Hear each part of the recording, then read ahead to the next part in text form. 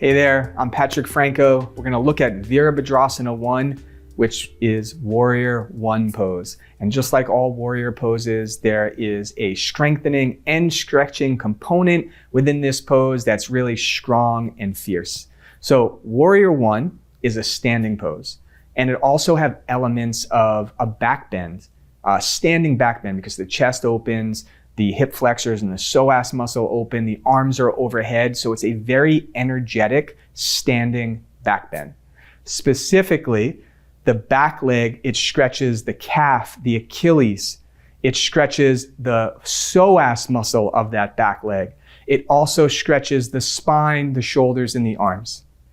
As far as strengthening, Warrior One strengthens the muscles of the legs, the hip stabilizing muscles, as well as the abdominal muscles and the muscles of the upper back and shoulders. So let's look at it now. The way in which we're going to start in this pose is by taking the feet 3.5 to 4.5 feet wide. So we'll widen the feet. I'll turn my whole front leg out. And just like Virabhadrasana or pyramid pose, instead of having the back foot parallel to the back of the mat, the back foot now has to turn all the way in. And it's not just the foot, the whole leg has to turn so that my left toes will face the top left corner of my mat. So as that happens, I will let my heel lift to spiral it all the way around, and then I will replant the leg. So now my back leg is turned in, my foot is at a 45-degree angle, the back leg is straight. Ideally, I am heel to heel.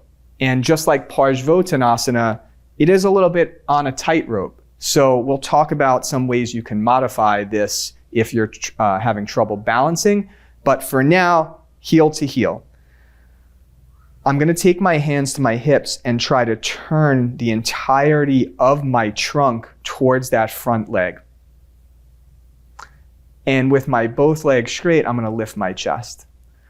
Now I can lift my arms. And from a lot of the other poses we've done, you might know by now, by taking the arms overhead, its purpose is to lift the trunk. So my arms go up overhead, and I keep that to keep my chest going up, but now I bend the front knee until the thigh is parallel to the floor, the knee is over the heel.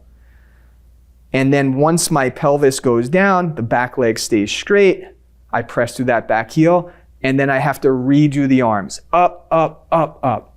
The last component is taking the head back and the palms together with straight arms. And I can look up at my thumbs.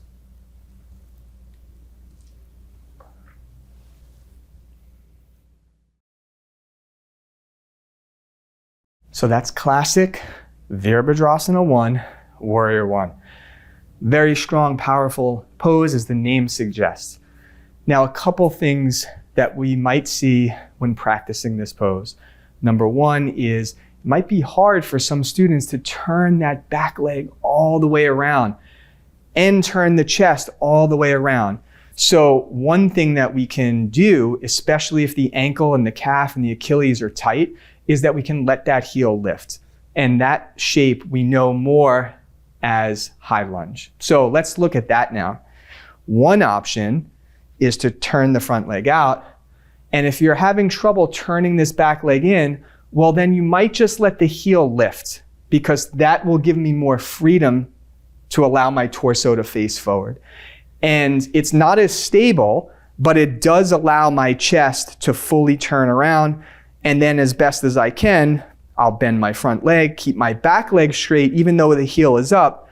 And again, use those arms and lifting my gaze to lift my chest. So high lunge is a very viable option as an alternative to classic Warrior One, especially if you have tightness in the back calf, Achilles, and hamstring, because lifting the heel will give more freedom to allow that back leg to turn and allow the torso to turn. Another thing that definitely comes up is if a student is struggling with the balance. So I said classically this pose is heel to heel, but you might need more space. So front leg turns out, back leg turns in all the way, replant the heels. This is where if you're struggling, you're balancing, you might want more width in your stance. So I can widen my right foot to the right and widen my left foot to the left. Now, instead of being heel to heel, kind of have like a little channel between my legs. Everything else can be the same. Arms up,